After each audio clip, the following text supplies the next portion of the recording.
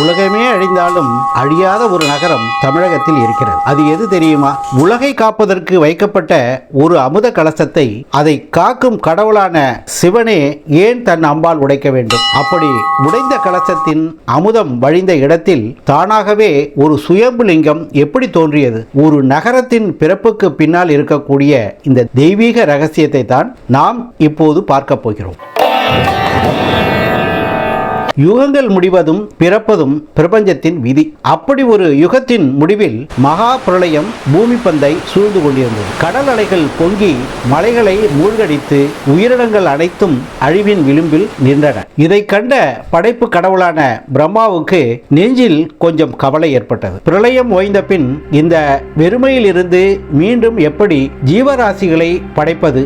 வேதங்களையும் கலைகளையும் ஞானத்தையும் எப்படி மீட்பது? தன் படைப்பு தொழிலே அழிந்து விடுமோ என்ற தவிப்போடு அவர் கையிலையில் இருக்கக்கூடிய சிவபெருமானிடம் சரணடைகிறார். பிரம்மாவினுடைய தவிப்பை புரிந்து கொண்ட சிவபெருமான் புன்னகையோடு ஒரு வழியை காட்டுகிறார். பிரம்மனே, நீ கவலைப்படாதே. பிரளய வெள்ளத்தில் கூட அழியாத ஒரு தெய்வீக பேழையை உன்னால் உருவாக்க முடியும் என்று அருளாசி வழங்குகிறார். சிவனுடைய வழிகாட்டுதலை அடுத்து பிரம்மா அந்த மகாத்தான பணியை தொடங்குகிறார். புண்ணிய பூமிகளிலிருந்து திரட்டிய மணலுடன் அழிவில்லாத அமுதத்தை குழைத்து ஒரு குடத்தை, அதாவது கும்பத்தை உருவாக்குகிறார். அது சாதாரண குடம் அல்ல. பிரபஞ்சத்தின் அத்தனை ஜீவராசிகளின் விதைகளையும் 4 வேதங்கள், 64 கலைகள், புராணங்கள், சாஸ்திரங்கள் என அனைத்தையும் தன்னுள் அடங்கிய ஒரு அமுத கலசம் தான் அது. அந்த கலசத்தின் வாயிலில் மாவிலைகளை சுற்றி மேலே ஒரு தேங்காயை வைத்தார் பிரம்மன். வில்வ இலைகளாலும் தர்பை புல்லாலும் அதை அலங்கரிக்கிறார். பூணூல் அணிவித்து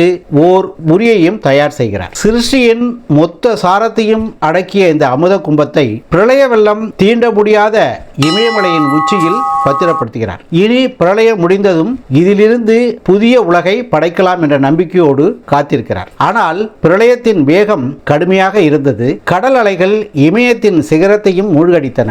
அந்த பெருவெள்ளத்தில் பிரம்மா வைத்த அமுத கலசம் மலையில் இருந்து நழுவி நீரில் மிதக்க தொடங்குகிறது. பல ஆண்டுகள் பிரபஞ்சத்தின் ரகசியங்களை சுமந்தபடி அந்த ஞான பேழை தென் திசை நோக்கி நகர்ந்து பயணிக்கிறது. காலப்போக்கில் பிரளயத்தின் ஆக்ரோஷம் தணிகிறது. வெள்ளம் வடிய தொடங்குகிறது. தென் திசையில் மிதந்து வந்த அந்த அமுத கலசம் ஓரிடத்தில் தரை தட்டி நிற்கிறது. ஒட்டுமொத்த உயிரினங்களின் எதிர்காலமும் அந்த ஒற்றை கும்பத்தில் தான் இருந்தது. பிரளயம் முடிந்த பிறகு கலசம் ஓரிடத்தில் தரை தட்டி நிற்பதை சிவபெருமான் தன்னுடைய ஞான திருஷ்டியால் அறிகிறார். அப்போது அவர் ஒரு திருவிளையாடலை நிகழ்த்த முடிவு செய்கிறார். கையில் வில் அம்புடன் ஒரு வேடுவ உருவம் எடுத்து கலசம் இருந்த இடத்தை நோக்கி செல்கிறார். இங்கேதான் நமக்கு ஒரு கேள்வி எழுகிறது. உலகத்தையே காக்கக்கூடிய இறைவன் கலசத்தை உடைப்பதற்காக ஏன் நேரில் செல்ல வேண்டும்? அவர் நினைத்திருந்தால் தன்னுடைய சக்தியால் உடனடியாக உடைத்திருக்கலாமே. ஆனால் பரம்பொருளின் ஒவ்வொரு செயலுக்கும் ஒரு ஆழ்ந்த காரணம் இருக்கிறது. வேடுவ உருவத்தில் வந்த சிவன் தன்னுடைய வில்லில் ஒரு அம்பை பூட்டி அந்த கலசத்தை குறிபார்க்கிறார். மறுகணம் அம்பு சீறி பாய்கிறது. கலசத்தை தாக்கி உடைக்கிறது. அதில் இது அழிவிற்கான செயலாக இல்லை, ஆக்கத்திற்கான செயலாக அமைந்தது. அது பரவலுக்கான ஒரு தெய்வீக தொடக்கமாகவும் இருந்தது. ஒரு குடத்தில் அடைக்கப்பட்டிருந்த அமுதம் பல இடங்களுக்கும் பரவி அந்த நிலங்களை புனிதப்படுத்த வேண்டும் என்பதுதான் சிவனின் நோக்கமாக இருந்தது. சிவனின் அம்பு பட்டதும் கலசம் உடைந்து போனது, பூமியில் சாய்ந்தது.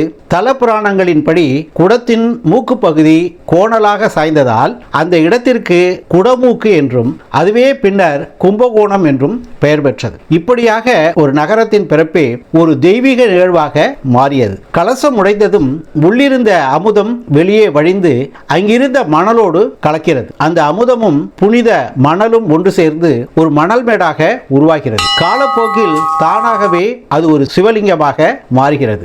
இப்படி இறைவனின் திருவிளையாடலால் தானாகவே இந்த சிவலிங்கம் தோன்றியதால் இந்த லிங்கத்தை சுயம்புலிங்கம் என்று போற்றுகிறார்கள். இவர்தான் ஆதி கும்பேஸ்வரர். உலகின் ஆதியாகிய கும்பத்திலிருந்து தோன்றியவர் என்பது பொருள். அமுதமும் மணலும் கலந்த கலவை என்பதால் இவருக்கு நேரடியாக அபிஷேகம் செய்வதில்லை. லிங்கத்தின் அடிபாகமான ஆவுடையாருக்கு மட்டும்தான் இந்த திருக்கோயிலில் அபிஷேகங்கள் நடைபெறுகின்றன. லிங்கத்தின் மீது புனுகு சட்டம் மட்டும் சாத்தப்படுகிறது. கீழே பருத்து மேலே செல்ல செல்ல ஊசி போல கூப்பு வடிவத்தில் காட்சியளிக்கக்கூடிய இந்த லிங்கத்தின் தோற்றமே உடைந்த கும்பத்தை நமக்கு நினைவூட்டுகிறது. சிதறிய புனிதமும் பெருகிய ஆலயங்களும் இத்துடன் முடியவில்லை. கலசம் உடைந்த போது அதிலிருந்த மற்ற அலங்கார பொருள்களும் வெவ்வேறு இடங்களில் சிதறி விழுகின்றன. அந்த பொருள்கள் விழுந்த இடங்கள் எல்லாம் பின்னாளில் புனித தலங்களாக, சிவாலயங்களாக மாறின.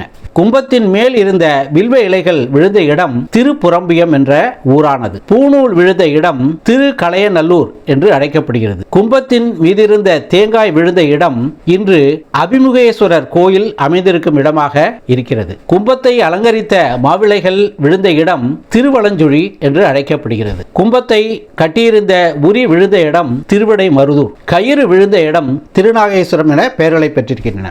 ஆதிகும்பேஸ்வரர் அருள்பாலிக்கும் இந்த திருக்கோயில் கும்பகோணத்தின் மையப்பகுதியாக விளங்குகிறது. இதன் வரலாறு சோழர் காலம் வரை, அதாவது சுமார் 9ஆம் நூற்றாண்டுக்கு நம்மை அழைத்து செல்கிறது.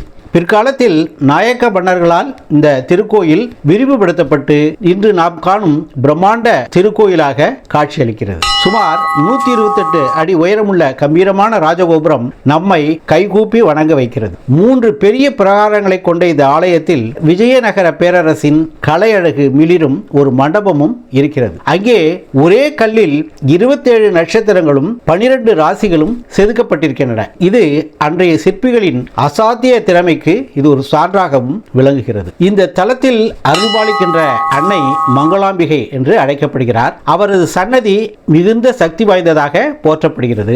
உலகில் உள்ள 51 சக்தி பீடங்களுக்கெல்லாம் தலைமை பீடமாக அன்னை இங்கே வீற்றிருப்பதாக ஐதீகம். காரணம், மற்ற தலங்களில் அம்பிகை 51 சக்தி வடிவங்களில் ஒன்றாக காட்சியளிப்பார். ஆனால் இந்த திருக்கோயிலில் தான் அந்த 51 சக்திகளின் ஒட்டுமொத்த வடிவமாக அன்னை காட்சியளிக்கிறார். சிவபெருமான் தன்னுடைய 36,000 கோடி மந்திர சக்திகளை இங்கு அன்னைக்கு வழங்குகிறார். ஏற்கனவே தனக்குரிய 36,000 கோடி சக்திகளுடன் இதையும் சேர்த்து மொத்தம் 72,000 கோடி மந்திர சக்திகளுக்கு அதிபதியாக மந்திர பீடேஸ்வரி என்ற பெயருடன் அவள் அருள்பாலிக்கிறார். தன்னை வணங்குவோருக்கு சகல மங்களங்களையும் அள்ளித் தருவதால் மங்களாம்பிகை என்று பெயர் பெற்றிருக்கிறார். இந்த ஆலயத்தில் ஆதிகும்பேஸ்வரர் மற்றும் மங்களாம்பிகை சன்னதிகளை தவிர்த்து தரிசிக்க வேண்டிய வேறு சில சன்னதிகளும் இருக்கின்றன. அமுத குடத்தை அம்பாள் உடைத்த சிவபெருமானின் வேடுவ வடிவமான கிராதமூர்த்திக்கு இங்கே தனி சன்னதி அமைந்திருக்கிறது. மேலும் 63 நாயன்மார்கள், வல்லப விநாயகர், சப்த கன்னியர்கள், 3 கால்களுடன் காட்சி தரும் ஜுரகரேஸ்வரர் ஆகியோரின் சன்னதிகளும் இங்கு விசேஷமானவை. இந்த கோயிலில் மாசி மாதத்தில் நடைபெறும் மாசி மக பெருவிழா முக்கியமானது. 12 ஆண்டுகளுக்கு ஒரு முறை நடைபெறக்கூடிய மகாமக பெருவிழா இந்த ஆலயத்தை மையமாக கொண்டே கொண்டாடப்படுகிறது. இந்த திருத்தலத்தை தரிசிக்க விரும்புவோர் காலை 6 மணி முதல் மதியம் 12:30 மணி வரையிலும், மாலை 4 மணி முதல் இரவு 9 மணி வரையிலும் தரிசிக்க செல்லலாம். அன்று அமுத கலசத்திலிருந்து வழிந்தோடிய அமுதத்தின் பெரும்பகுதி தேங்கிய இடம்தான் இன்று கும்பகோணத்தின் மையத்தில் உள்ள புகழ்பெற்ற மகாமக குளமாக விளங்குகிறது. கங்கை, யமுனை, சரஸ்வதி போன்ற புண்ணிய நதிகள் மக்கள் தங்களிடம் நீராடி விட்டு சென்ற பாவங்களை எங்கே போக்குவது என்று சிவனிடம் முறையிடுகிறார்கள். அதற்கு சிவபெருமான் 12 ஆண்டுகளுக்கு ஒருமுறை குரு சிம்மராசியிலும் சூரியன் கும்பராசியிலும் சஞ்சரிக்கக்கூடிய மாசி மக நட்சத்திர நாளில் நீங்கள் அனைவரும் கும்பகோணத்தில் உள்ள இந்த அமுத தீர்த்தத்தில் நீராடினால் உங்களுடைய பாவங்கள் அனைத்தும் நீங்கும் என்று அருளினார். அதன்படி கங்கை, யமுனை, சரஸ்வதி நதிகளின் பாவத்தையே போக்கக்கூடிய திருக்குளமாகத்தான் இந்த மகாமக திருக்குளம் அமைந்திருக்கிறது. இந்த ஐதீகத்தின்படி 12 ஆண்டுகளுக்கு ஒருமுறை வரும் மகாமக பெருவிழாவின் போது இந்த 9 புண்ணிய நதிகளும் இங்கு சங்கமிப்பதாக நம்பப்படுகிறது. அடுத்த மகாமக பெருவிழா வரும் 2028ஆம் ஆண்டு நடைபெற இருக்கிறது. கும்பகோணத்தின் பிறப்பு என்பது ஒரு பேரழிவிலிருந்து நிகழ்ந்த தெய்வீக மறுபிறப்பு.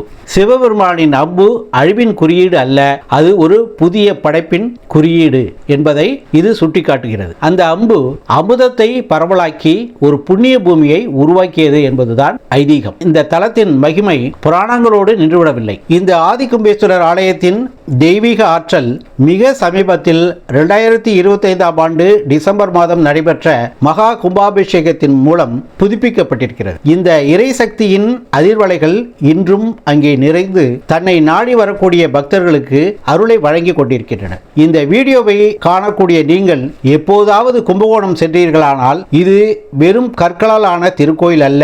இந்த பிரபஞ்சத்தின் தொடக்கத்தையே தன்னுள் அடக்கிய ஒரு ஜீவனுள்ள ஆலயம் என்பதை உணர்ந்து வழிபடு விடுவீர்கள் என்பதில் சந்தேகம் இல்லை. நண்பர்களே, இந்த வீடியோவை பார்த்த நீங்கள் அமுத கலசத்தில் இருந்த தேங்காய் விழுந்த இடத்தில் எந்த திருக்கோயில் அமைந்திருக்கிறது என்பது உங்களுக்கு நினைவிருந்தால் அதை கமெண்ட் பாக்ஸில் குறிப்பிடுங்கள். ஆதிகும்பேஸ்வரரின் அருளும் அன்னை மங்களாம்பிகையின் கருணையும் உங்கள் வாழ்வில் எல்லா வளங்களையும் சேர்க்கட்டும். இதுபோன்ற தெய்வீக ரகசியங்களை தொடர்ந்து அறிந்து கொள்வதற்கு எங்களுடைய சேனலோடு இணைந்திருங்கள். நன்றி, வணக்கம்.